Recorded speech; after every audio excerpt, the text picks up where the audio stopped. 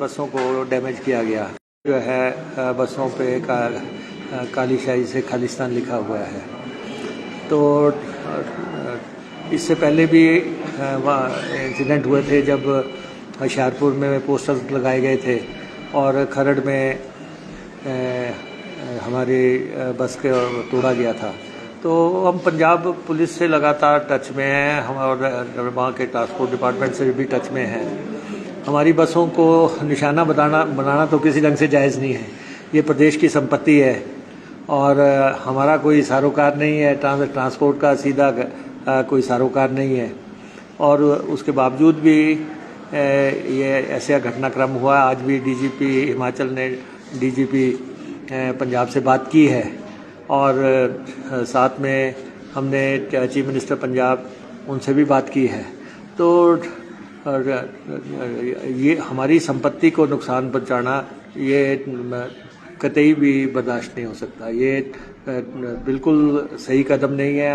ये जो भी लोग हैं, जो शरारती लोग हैं, जो मौके का फ़ायदा उठा के हमारी प्रॉपर्टी को डैमेज कर रहे हैं, हम FIRs कर रहे हैं और उसमें गिरफ्तारियां भी हो रही हैं। सर 600 रूट्स आपने बताया सदन में, किस तरीके से देखते हैं जिस तरीके से इंसिडेंट्स हो रहे हैं, क्या जो ये रूट्स पर चलने वाली बसेस हैं उनकी सर्विसेज कंटिन्यू रहेंगी या उनमें कुछ बदलाव होगा? नहीं, देखिए, हम सोच रहे हैं कि यहाँ हमारी नाइट पार्किंग गाड़ियाँ हैं।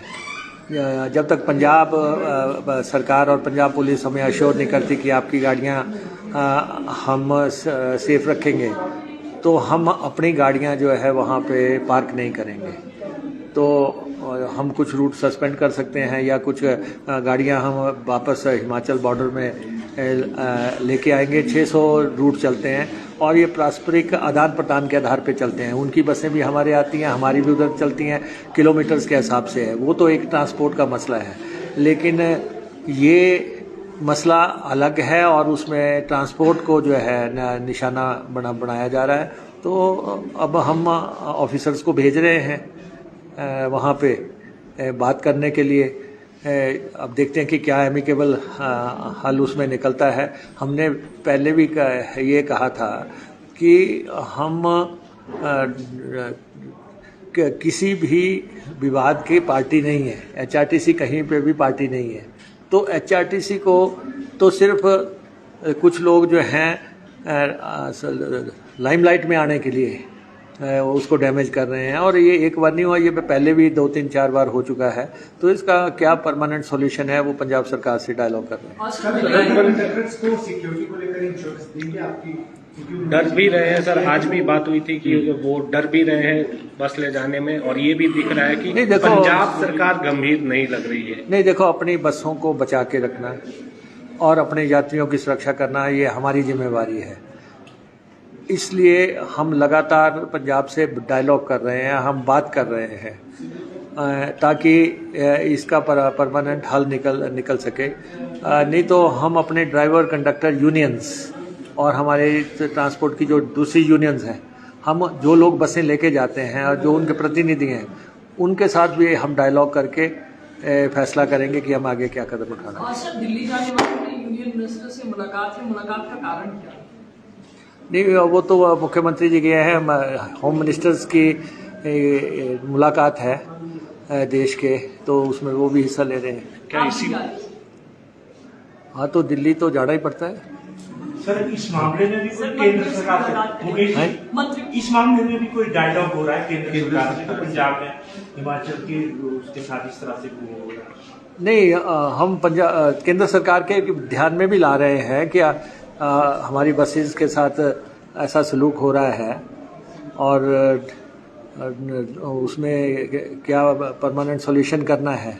लेकिन हम ये इतना ज़रूर कह रहे हैं कि जो गाड़ी हमारी पार्क होती हैं उनकी सेफ पार्किंग का प्रावधान पंजाब सरकार करवाए।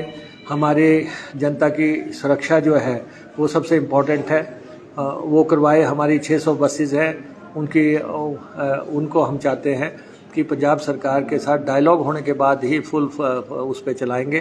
पहले हम डायलॉग करेंगे। ठीक है। विपक्ष कह रहा है कि लॉ एंड ऑर्डर की स्थिति ठीक नहीं प्रदेश में।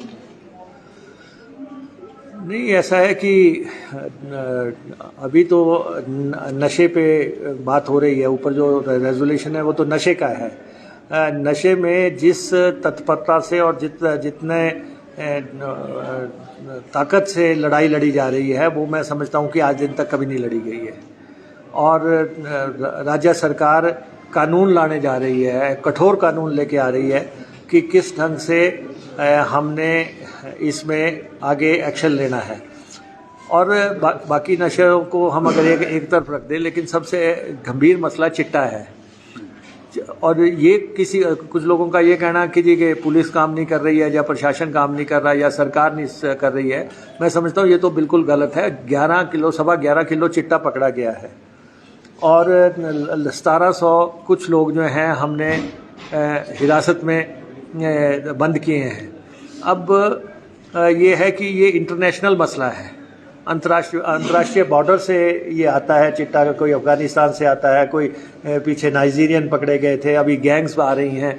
कुछ लोग जो हैं अब सरकारी मुलाजमों की जो है लगभग 40-50 लोग आए हैं गिरफ्त में, जो कि इनका हिस्सा बने हुए थे।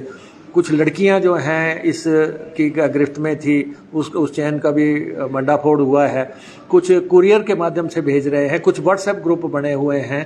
तो ये चारों तरफ से घेरा हमने डाल दिया है, प्रदेश सरकार ने घेराबंदी कर दिया है। और हमने पिट एनडीपीएस एक्ट भी लागू कर दिया, जिसके तहत प्रिवेंटिव अरेस्ट भी, जो लोग कहते हैं ना जी 1 ग्राम पे अरेस्ट नहीं होगा, 2 पे नहीं होगा, 5 पे नहीं होगा। हालांकि हमने यहाँ से विधानसभा से कानून पास करके केंद्र को भेजा था, उसमें हमने कहा था कि जो 5 ग्राम से नीचे वाले हैं इनको भी जमानत का प्रावधान रद्द किया जाए, लेकिन वो वहाँ से अभी अप्रूवल नहीं आई है।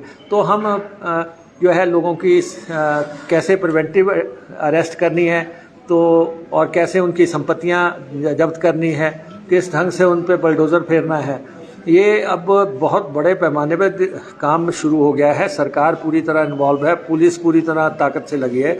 गवर्नर साहब का ये कंसर्न है, हमारा कंसर्न है, पूरे हाउस का कंसर्न है। और सारे एमएलएज ने ये संकल्प ले लिया है कि हिमाचल में चिट्टे को लेके एटलीस्ट कोई जनप्रतिनिधि पुलिस को फ़ोन नहीं करेगा, कोई भी अगर। और हमने तो ये भी कहा है कि अगर कहीं से भी शिकायत आती है कि चिट्टे वाले को कोई बचाने का प्रयास कर रहा है, उस पर भी उल्टी कार्रवाई हो जाएगी। तो इसलिए चिट्टे की लड़ाई हम काफ़ी अरसे से लड़ रहे हैं, लेकिन अब तो युद्ध स्तर पे इस लड़ाई को हमने छेड़ दिया है। ठीक है, थैंक यू।